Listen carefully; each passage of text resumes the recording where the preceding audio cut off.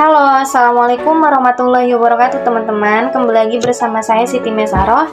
NIM saya 1914142 jurusan Ekonomi Syariah kelas B semester 6. Baik, di video ketiga ini saya akan menjelaskan tentang kesehatan dan keselamatan kerja dalam perusahaan dengan mata kuliah Manajemen Sumber Daya Insani, salah satu tugas ujian tengah semester dengan dosen pengampu yang terhormat Bapak Dr. Syaiful Bahri, SAGMM. Baik, langsung saja teman-teman kita ke pembahasan. Pembahasan yang pertama yaitu tentang filosofi keselamatan dan kesehatan kerja atau yang disebut dengan K3. Filosofi dasar keselamatan dan kesehatan kerja atau K3 adalah melindungi keselamatan dan kesehatan pekerja dalam melaksanakan pekerjaannya, berupaya untuk mengendalikan segala bentuk potensi bahaya yang ada di lingkungan tempat mereka bekerja. Ketika semua potensi bahaya telah dikendalikan dan memenuhi batas keselamatan standar, maka akan membantu menciptakan lingkungan kerja yang aman dan sehat, dan proses produksi akan berjalan dengan lancar, yang pada akhirnya dapat mengurangi resiko kehilangan dan akan mempengaruhi peningkatan produktivitas. Filosofi penerapan K3 tidak hanya diterapkan di tempat kerja, tetapi kita tidak menyadari bahwa itu diterapkan dalam kehidupan sehari-hari, dimanapun kita berada. Hal ini tercermin dalam interaksi kita sehari-hari, di mana kita selalu mengucapkan salam, misalnya selamat pagi, selamat siang, selamat malam, selamat makan siang, atau ucapan selamat lainnya. Pertanyaan mendasar adalah kenapa kata-kata selamat yang selalu terucap? Memang saat kita mempelajari lebih dalam, ucapan selamat ini menunjukkan bahwa setiap orang selalu mengharapkan keselamatan dari diri mereka sendiri dan orang lain yang mereka temui, termasuk lingkungan di sekitar mereka, bahaya dan resiko. Nah, di sini menurut International Association of Safety Professional, filosofi K3 terbagi menjadi 8 filosofi, yaitu yang pertama itu safety is an ethical responsibility. K3 adalah tanggung jawab moral atau etik. Masalah K3 hendaklah menjadi tanggung jawab moral untuk menjaga keselamatan sesama manusia. K3 bukan sekedar pemenuhan perundangan atau kewajiban. Nah, yang kedua yaitu safety is a culture not a program. K3 bukan sekedar program yang dijalankan perusahaan untuk sekedar memperoleh penghargaan dan sertifikat. K3 hendaklah menjadi cerminan dari budaya dalam organisasi. Yang ketiga yaitu manajemen is responsible. Nah, manajemen perusahaan adalah yang paling bertanggung jawab mengenai K3. Sebagian tanggung jawab dapat dilimpahkan secara beruntun ke tingkat yang lebih bawah. Yang selanjutnya yaitu yang keempat, employee must be trained to work safety. Setiap tempat kerja, lingkungan kerja, dan jenis pekerjaan memiliki karakteristik dan persyaratan K3 yang berbeda. Nah, K3 harus ditanamkan dan dibangun melalui pembinaan dan pelatihan. Yang kelima yaitu safety is a condition of employment. Nah, tempat kerja yang baik adalah tempat kerja yang aman. Lingkungan kerja yang menyenangkan dan serasi akan mendukung tingkat keselamatan. Kondisi K3 dalam perusahaan adalah pencerminan dari kondisi ketenaga kerjaan dalam perusahaan. Yang keenam yaitu all injuries are preventable. Prinsip dasar dari K3 adalah semua kecelakaan dapat dicegah karena kecelakaan ada sebabnya. Jika sebab kecelakaan dapat dihilangkan, maka kemungkinan kecelakaan dapat dihindarkan. Yang ketujuh itu safety program must be site-specific.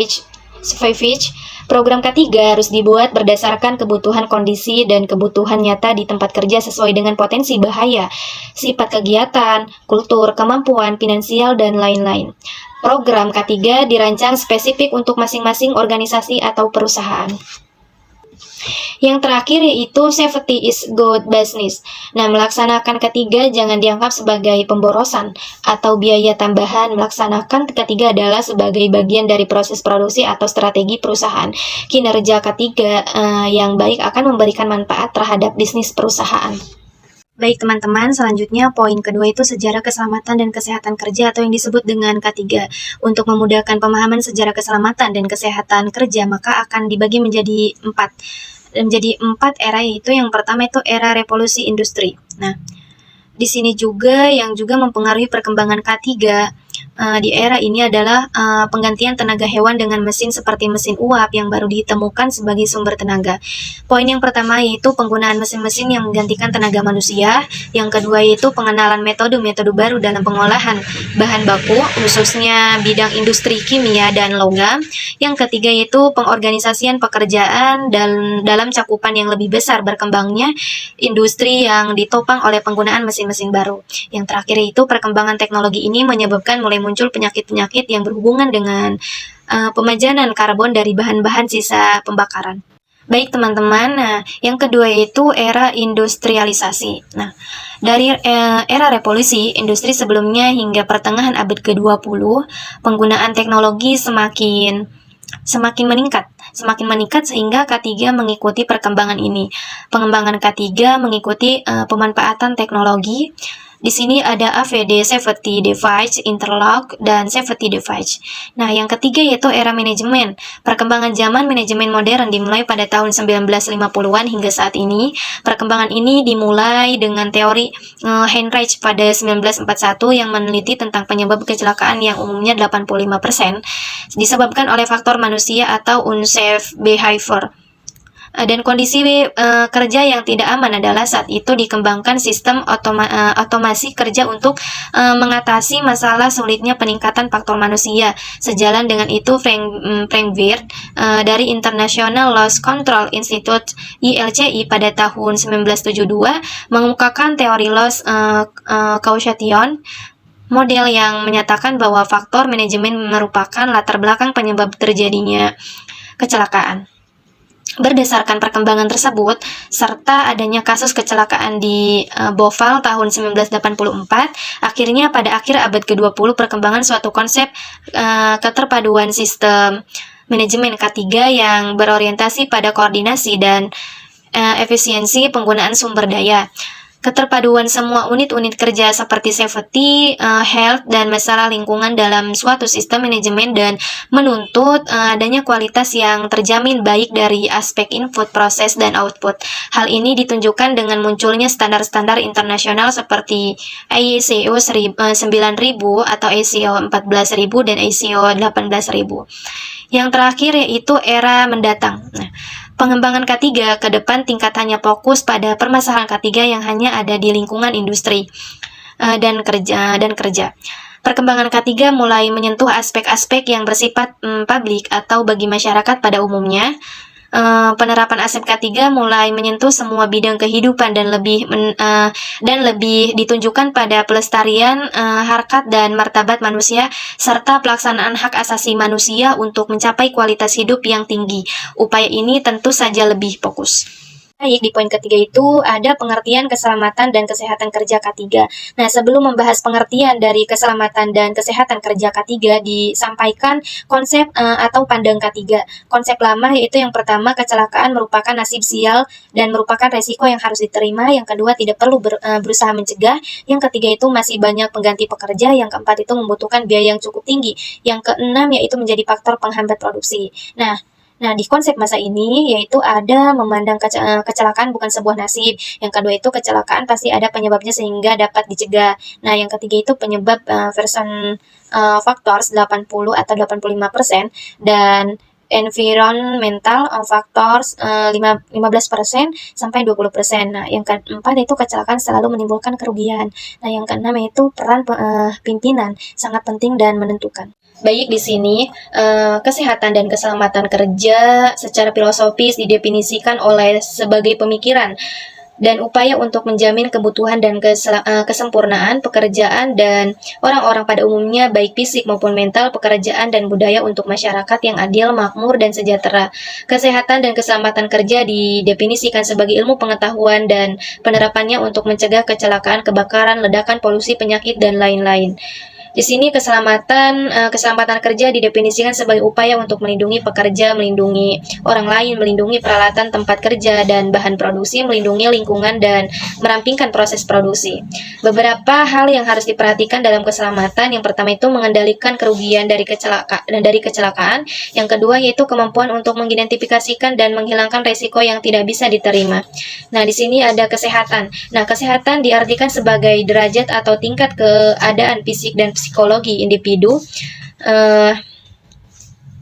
Secara umum, kesehatan didefinisikan sebagai upaya untuk mencapai kesehatan yang sebaik mungkin dengan mencegah dan menghilangkan penyakit yang diderita pekerja, mencegah kelelahan kerja, dan menciptakan lingkungan kerja yang sehat. Baik, di sini ada peraturan tentang kesehatan dan keselamatan kerja. Keselamatan dan kesehatan kerja merupakan hal yang penting dan harus mendapatkan perhatian serius. Perhatian dunia internasional terhadap keselamatan dan kesehatan kerja semakin tinggi sejak lahirnya Occupational and Safety Management System atau sering disingkat dengan OHSAS. Pada tahun 1801 sampai 1999 diterbitkan oleh British Standards International atau BSI dan badan-badan sertifikasi dunia yang berisi standar manajemen. K3, Indonesia juga memiliki perhatian serius terhadap keselamatan dan kesehatan kerja. Hal ini dibuktikan dengan diterbitkannya beberapa aturan yang terkait dengan keselamatan dan kesehatan kerja. Baik, di sini ada tujuan penerapan K3. Nah, tujuan utama dalam penerapan K3 berdasarkan Undang-Undang Nomor 1 Tahun 1970 tentang keselamatan kerja, yaitu antara lain yang pertama yaitu melindungi dan menjamin keselamatan setiap tenaga kerja dan orang lain di tempat kerja. Yang kedua itu menjamin setiap sumber produksi dapat digunakan secara aman dan efisien. Yang ketiga itu meningkatkan kesejahteraan dan produktivitas nasional. Baik, poin selanjutnya yaitu kecelakaan akibat kerja. Nah, kecelakaan kerja menurut beberapa sumber diantaranya yang pertama Peraturan Menteri Tenaga Kerja Nomor 3 pada tahun 98 adalah peristiwa yang tidak diinginkan dan tidak terduga yang dapat mengakibatkan korban atau kerusakan properti. Yang kedua yaitu OHSAS pada tahun 18001 sampai 2007 menyatakan bahwa kecelakaan kerja diidentifikasikan sebagai suatu kejadian yang berhubungan dengan pekerjaan yang dapat mengakibatkan cedera atau sakit atau tergantung derajat keparahannya. Nah, kejadian yang fatal atau kejadian yang dapat mengakibatkan kematian. Yang selanjutnya yaitu tantangan-tantangan globalisasi. Nah, yang pertama yaitu tantangan di bidang ekonomi. Sebagai sebuah proyek, ekonomi globalisasi telah mempromosikan dan melegitimasi perumusan struktur-struktur kekuasaan multisegi yang disebut neoliberalisme. Hal ini kemudian terwujudkan dalam kapitalisme neoliberal dan globalisasi neoliberal. Ada tiga kecurigaan bahwa neoliberalisme telah menjadikan selubung ideologi bagi sejumlah proyek globalisasi ekonomi sehingga kekuasaan dan dominasi semakin menggurita melalui jaringan antar institusi internasional. Nah, kebijakan nasional, praktek korporasi dan investasi yang saling terjalin satu sama lain. Hal ini nampak jelas melalui sistem keuangan dunia yang telah dikendalikan oleh tiga lembaga paling berkuasa saat ini, yaitu International Monetary Fund atau IMF, World Bank, dan World Trade Organization atau WTO. Mereka mengendalikan pasar dan modal global serta melindungi keuntungan maksimum negara donor dan pemilik modal. Akibatnya, pemerintah nasional yang menjadi peminjam dan tidak berdaya dalam mengatur produksi dan distribusi barang dan jasa untuk masyarakatnya. Di Indonesia misalnya, sistem subsidi pemerintah dan penyediaan dan pemenuhan kebutuhan pokok masyarakat perlahan-lahan dihapuskan demi mengikuti arah kebijakan ekonomi IMF, World Bank, dan WTO. Meskipun pemerintah melakukan dengan dalih pemerintah dan keadilan dalam penggunaan devisa negara, tetapi tetap saja penghapusan subsidi tersebut berimbas pada melemahnya daya beli masyarakat oleh karena kenaikan harga-harga barang dan jasa. Baik, selanjutnya yaitu tantangan di bidang kebudayaan. Nah, globalisasi sebagai sebuah proyek ekonomi dan proyek kultural yang berdampak pada semua dimensi kehidupan tidak saja mendapatkan ruang dan waktu, nah tetapi juga menimbulkan kompleksitas interaksi manusia dan kegelisahan sosial. Ia tidak saja menciptakan persaingan ekonomi yang semakin alot, kesenjangan kesejahteraan yang semakin kentara. tetapi pada saat yang sama menyempatkan ruang gerak sosial dan mengaburkan identitas kultural. Nah, 10 dalam keadaan seperti ini, Alberto Mulron melihat kejadian transformasi budaya yang sangat luar biasa dalam masyarakat kontemporer, perkembangan yang impresif di bidang teknologi komunikasi yang menciptakan sebuah sistem media sedunia, membuat kebudayaan manusia terlibat dan sebuah korporasi resiprokal masif, sehingga dimensi-dimensi kebudayaan tindakan manusia menjadi salah satu sumber daya inti untuk menguasai produksi dan konsumsi. Baik, dalam hal ini NKRI menjadi salah satu pilar kebangsaan dan keindonesiaan. Sedangkan kemerdekaan adalah antitesis terhadap kolonialisme. Mereka berarti bebas dari penindasan dan penjajahan. Mereka berarti juga memiliki kedaulatan atas nasib sendiri. Merdeka berarti pintu gerbang emas untuk memasuki masa depan yang sejahtera secara bersama. Oleh sebab itu, di dalam alinea keempat ditegaskan tempat perlunya otoritas negara yang bertanggung jawab untuk yang pertama itu melindungi segenap bangsa Indonesia dan seluruh tumpah darah Indonesia. Yang kedua itu memajukan kesejahteraan umum. Yang ketiga itu mencerdaskan kehidupan bangsa. Yang terakhir yaitu ikut melaksanakan ketertiban dunia. Nah, cita-cita tersebut di atas harus diwujudkan berdasarkan nilai-nilai yang terkandung di dalam Pancasila, yaitu nilai persatuan, kebebasan, ekualitas atau kederajatan, dan kekeluargaan.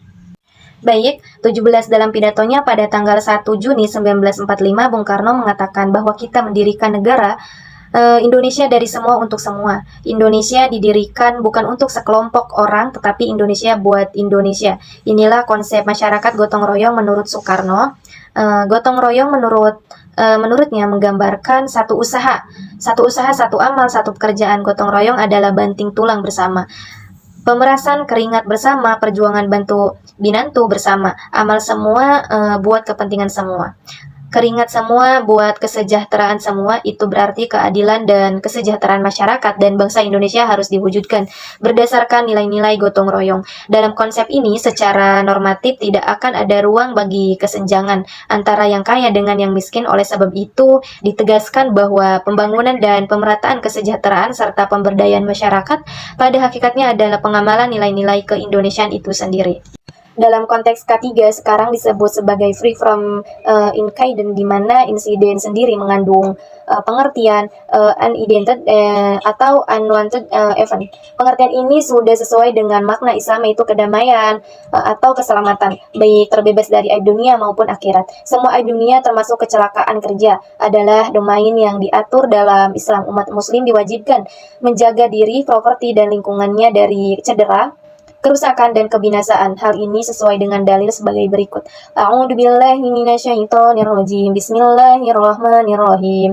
Wa anfiqu fi sabilillahi wa la tulqu biaydikum ila tahlukati wa ahsinu innallaha yuhibbul muhsinin. Yang artinya, dan berinvestasilah di jalan Allah. Jangan pertemukan dirimu dan semua yang di bawah kuasa dan kewenanganmu pada kebinasaan, cedera, penyakit, dan kematian, dan berbuat baiklah Hasan, karena Allah mencintai orang-orang yang berlaku baik. Muhsin, Quran Surat Muhsin, ayat 195. Mungkin itu saja dari saya, kurang dan lebihnya saya minta maaf. Semoga apa yang saya sampaikan bermanfaat bagi kita semua, terkhusus untuk teman-teman semua. Saya Siti Mesaro pamit undur diri. Wallahul muwaffiq ila aqwamit thoriq. Wassalamualaikum warahmatullahi wabarakatuh.